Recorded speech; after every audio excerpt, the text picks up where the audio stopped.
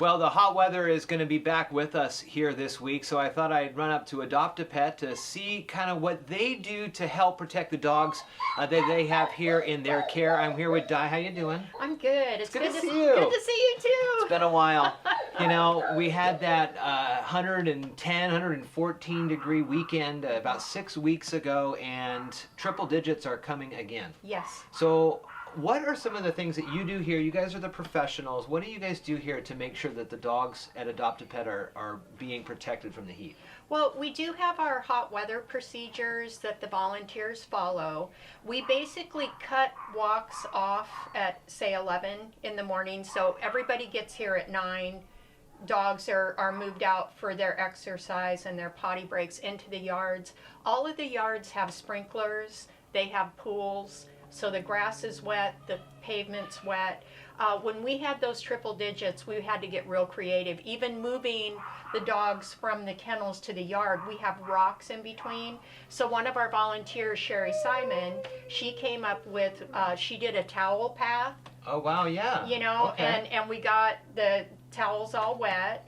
And then that's how we moved dogs to the yards. You know, we talk about the temperatures inside cars, and even if it's like 70 degrees outside, inside a car it can get to 90, and then when you're even warmer, it's unbearable. Oh, it is. So, yeah. so it's of course recommended and encouraged not to keep any animals, just kids, leave them seniors, home. And you know, your children are just as important as your pets. Yeah. So they can be injured, you know, brain damage.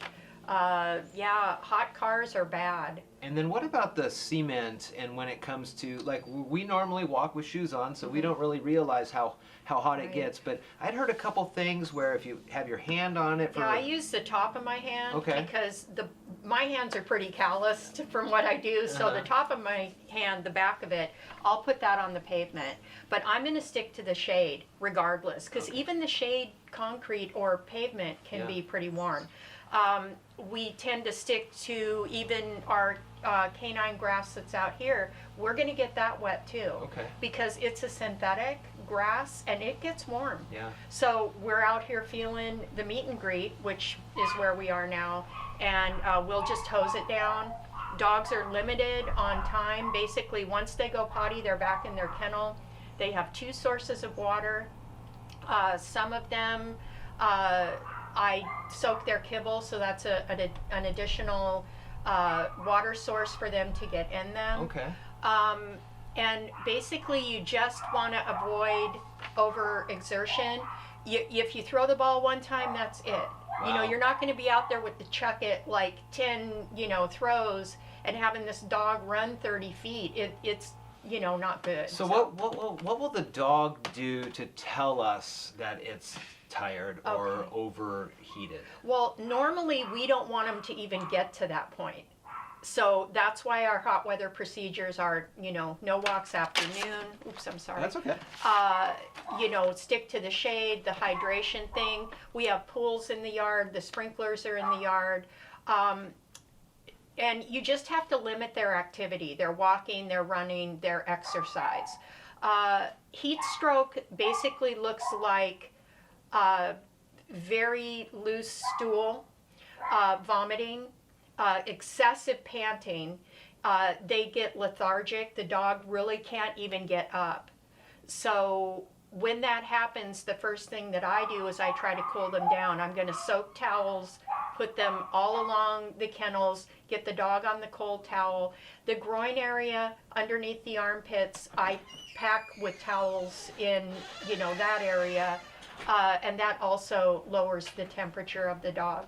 If they do not calm down within, say, 5 minutes time, they're in the van, we're off to OBS. Because they can pass away from heat stroke. Wow. And then before we started, you were mentioning hay fever as well as an issue. Yeah, hay fever does happen to some dogs. Benadryl is very beneficial for that.